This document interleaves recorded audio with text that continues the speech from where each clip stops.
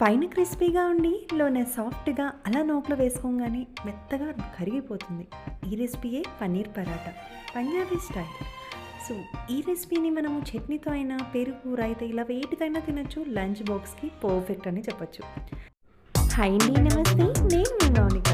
Welcome back to Madhura kitchen. Paneer paratha కోసం ముందుగా ఒక బౌల్లోకి 2 కప్పుల వరకు జలించి పెట్టుకున్న గోధుమ పిండిని వేసుకోవాలి. కొద్దిగా సాల్ట్ని వేసుకొని పిండిని మనం చపాతీ పిండి లాగానే తడుపుకోవాలి. ఇక్కడ నేను 4 to 5 స్పూన్స్ వరకు ఆయిల్ని వేసి పిండిని ఫస్ట్ మొత్తం కూడా కలిపేస్తున్నాను. ఇలా మనం పిండిని పట్టుకోగానే అలా కూర్చొని ఉండిపోవాలి ఉల్లా, అప్పుడే ఆయిల్ కరెక్ట్గా ఉన్నట్టు.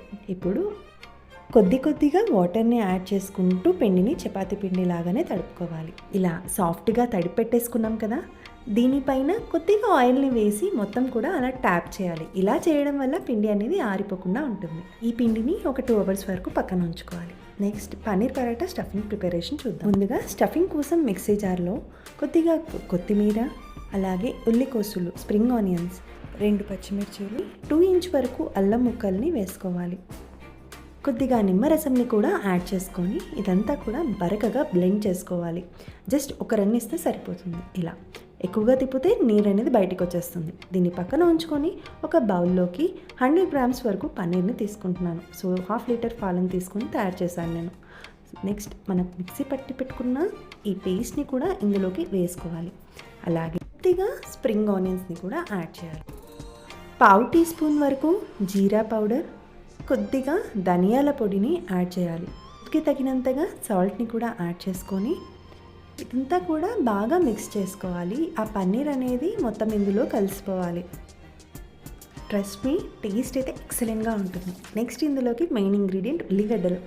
ఒక్క ఉల్లిగడ్డని చిన్నగా తరుక్కొని ఇందులోకి యాడ్ చేసుకోండి. అక్కడక్కడ నములుతుంటే క్రంచీగా బాగుంటుంది. నెక్స్ట్ దీన్ని పక్కన ఉంచుకొని చపాతీ పిండిని తీసుకొని, ఆ పిండి చూసారా సాఫ్ట్గా అయిపోయింది.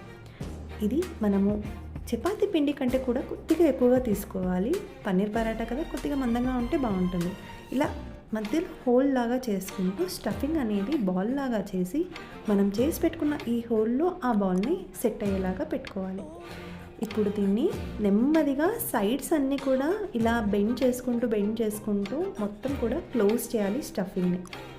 ఇలా చూసారు కదా, స్లోగా చేయాలి ఈ ప్రాసెస్. మనం స్ప్రింగ్ ఆనియన్స్ వేయడం వల్ల కొద్దిగా వాటర్ అనేది వచ్చేస్తుంది, బట్ పర్వాలేదు. ఎక్కడైతే లీక్ అయిందో మనం అక్కడ మళ్ళీ కొద్దిగా పిండిని కూడా యాడ్ చేయొచ్చు. ఇప్పుడు మనం డస్టింగ్ కోసం గోధుమ పిండినే యూజ్ చేస్తున్నాము. సో అడుగున భాగాన కొద్దిగా వేసుకొని పైన కొద్దిగా గోధుమ పిండిని వేసుకొని స్లోగా తిక్కాలి.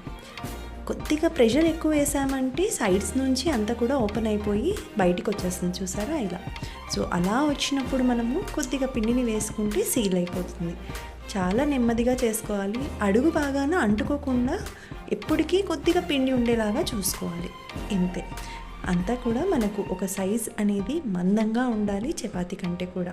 ఇంతే, పరాటా అనేది రెడీ అయిపోయింది. ఇప్పుడు స్టవ్ పైన ప్యాన్ని ఉంచుకొని ప్యాన్ కొద్దిగా హీట్ అవ్వగానే ఈ పన్నీర్ పరాటాని స్లోగా తీసుకొని నెమ్మదిగా ప్యాన్ పైన వేయాలి. ఇంతే. దీనిపైన నెయ్యిని వేసి కాల్చుకుంటే ఆ టేస్ట్ అదర్స్, చాలా బాగుంటుంది. కమ్మగా చాలా బాగుంటుంది. సో కావాలనుకుంటే ఒక సైడ్ నెయ్యి, ఒక సైడ్ నూనెని వేసి కూడా కాల్చుకోవచ్చు. కానీ నెయ్యి మాత్రం పక్కాగా ఉండాలి. ఇది హోమ్ మేడ్ ఘీ, ఇంట్లో తయారు చేశాను కదా, కమ్మగా వాసన బాగుంటుంది. ఈ నెయ్యిని ఎలా తయారు చేయాలో ఆల్రెడీ వీడియోని పోస్ట్ చేశాను, చూడండి.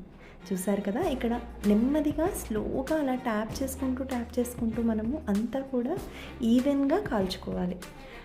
ఇక్కడ ఫ్లేమ్ అనేది మీడియం ఫ్లేమ్లో ఉంచుకోవాలి, హైలో పెట్టుకోకూడదు. లోపల స్టఫింగ్ అనేది మగ్గదు. చూసారా ఎంత ఈజీగా రెడీ అయిపోయిందో. ఇలా ఓపెన్ చేస్తుంటే అంత స్టఫింగ్ ఎంత బాగా స్ప్రెడ్ అయిపోయిందో. ఇంతే, ఈజీగా చేసేయచ్చు, హ్యాపీగా తినేసేయచ్చు. మీకు కూడా నచ్చిందా ఈ రెసిపీ? నచ్చినట్లయితే మీరు కూడా ట్రై చేయండి. లంచ్ బాక్స్ రెసిపీ కదా, చాలా ఫాస్ట్గా అయిపోతుంది. ఎటువంటి చట్నీస్ అయినా, పెరుగు, రైతా ఏదైనా పర్ఫెక్ట్ అని చెప్పొచ్చు. టేస్ట్ అయితే చాలా బాగా వచ్చింది. మీకు ఈ రెసిపీ నచ్చిందా? నచ్చినట్లయితే లైక్ చేసి, షేర్ చేసి, సబ్స్క్రైబ్ చేసుకోండి మన ఛానల్.